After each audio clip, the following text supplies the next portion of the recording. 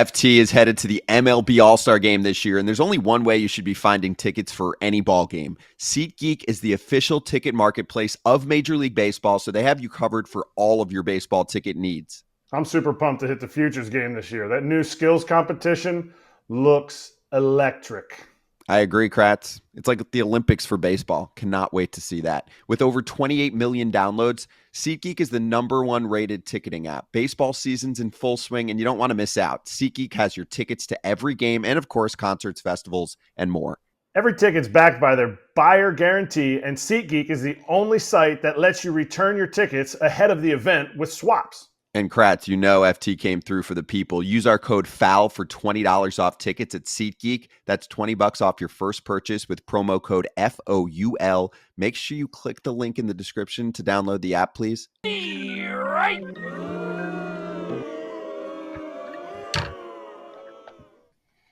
All right, so how about this one? We're starting with Rob Thomson of the Philadelphia Phillies. Every time I say Rob Thomson, I think of Rob Thompson of Matchbox 20, the lead singer of that.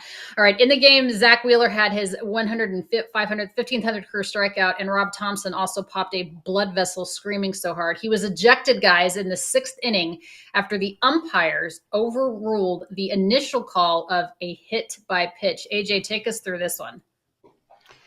Yeah, I mean, first of all, Stubby, why you bunting? But he tried to just, he got his foot kind of out there, and it looked like it hit him. I don't know. It looked like it might have nicked his toe. He acted like it hit him, and Rob Thompson came out, and yeah, he popped a lot of things because he got his money worth too. This is what I miss. I miss these kind of arguments where Lou Piniella would come out and kick the dirt and throw his hat, or Lloyd McClendon would grab the base.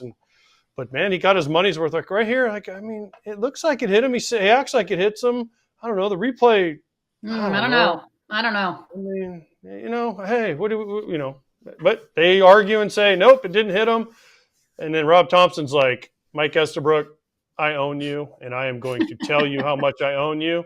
And Laz Diaz, former Marine, doesn't get in the way. I mean, this is a good one. He loses his hat. His hair's blowing in the wind. I mean, the problem is the umpire just needs to walk away, right? Like at some point, just walk away. I don't know. I mean, why does the umpire get to just say, all right, you know what, Rob, you're already gone. Just turn and walk away. But it makes for a good show. I like it. You like when the umps stay in there? You like when it's an ump show? Because I don't. No, that's what I'm saying. He should have walked away. Yeah.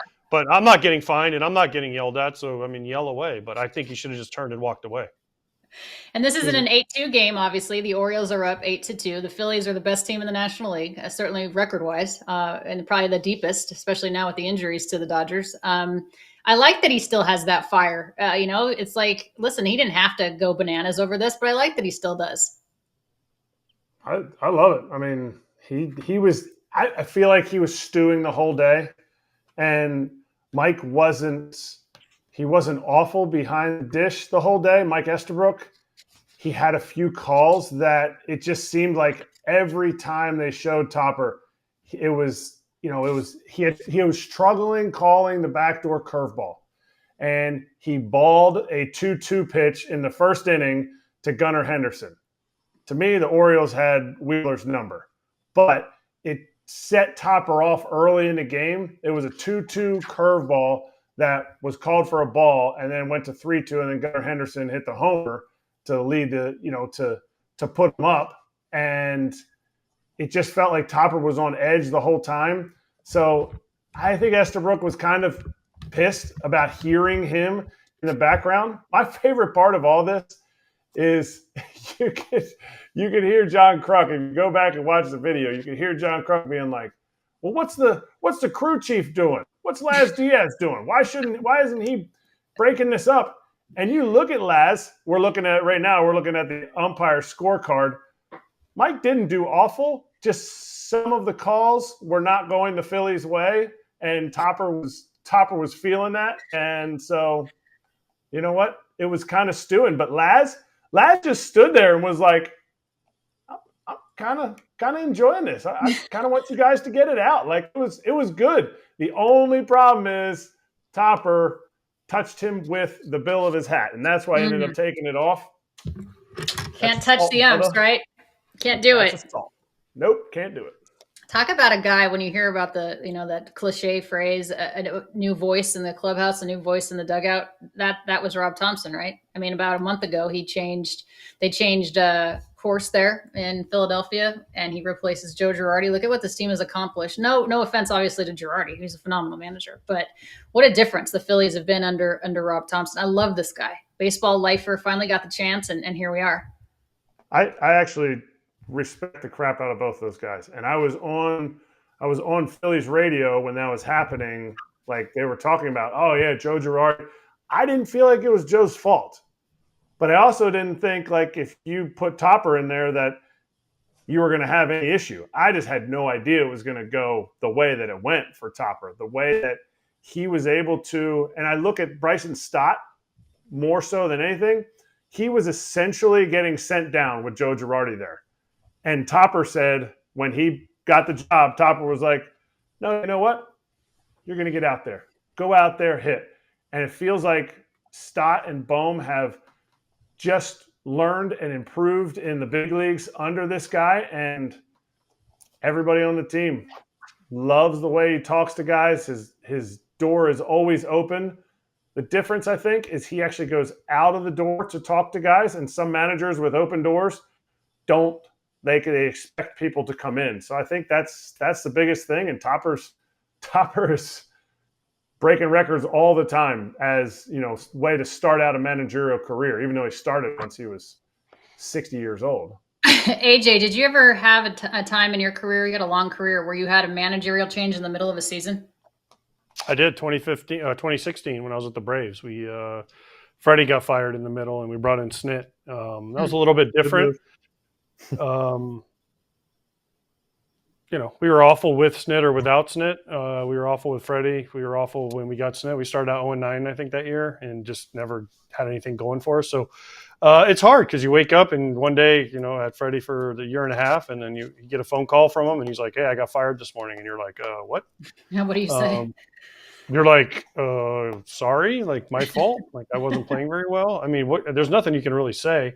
And then they brought in Snit from AAA, and he came in, and obviously he's been there since. But it's definitely eye-opening as a player because you just start looking in the mirror going, man, what could I have done better? But listen, Girardi's very rigid, very, if you know Joe at all, he's very straight line, and he's going to do the same thing.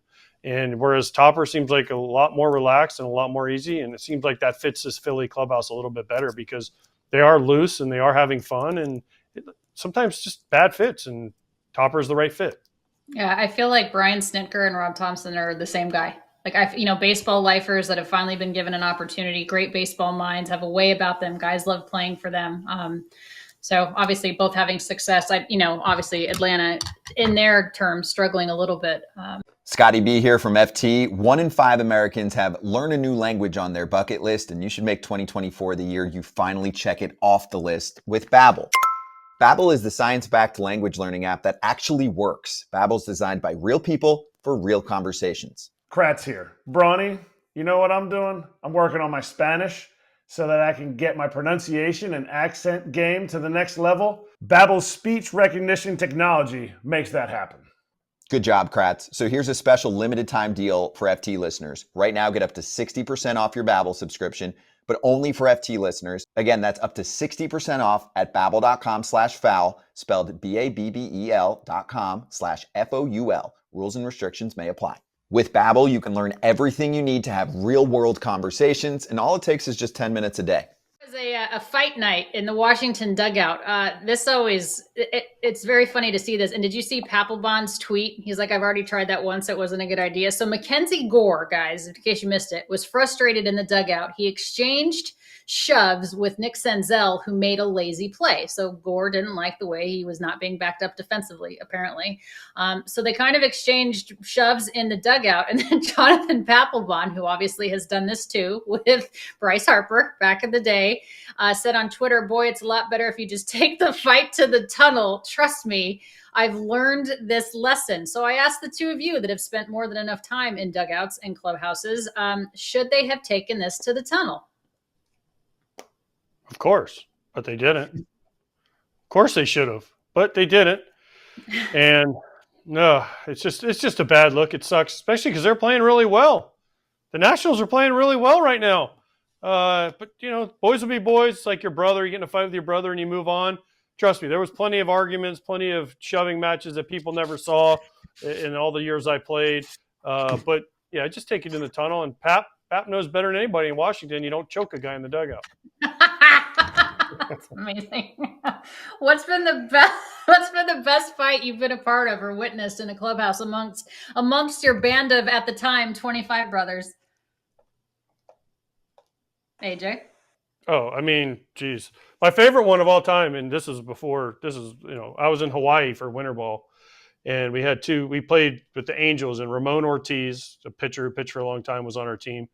We had a shortstop, I forget what his name was, but he hot-footed him in the dugout in Hawaii, and they went to blows. I mean, full-on brawl between two guys on the same team. I mean, it was like, because, you know, we had guys from Japan, we had guys from the Twins I was on, we had the Angels, we had the Blue Jays, we had all these different teams, and these two dudes that were supposed to be like, you know, together, we're in the same organization, they went, I'm talking, like this, and like punches, and everyone's like, what is happening? We had no idea and broke it up in the middle of the game. That was about as good as I've ever seen. I've seen shoving and yelling, but that's the only time I've ever seen two guys actually throw punches. Hey, everybody, be sure to like and subscribe for more content. We're back here every weekday, all year long, so do not miss an episode. The videos are coming in all day. Here's another video you might enjoy. Baseball the way it should be covered.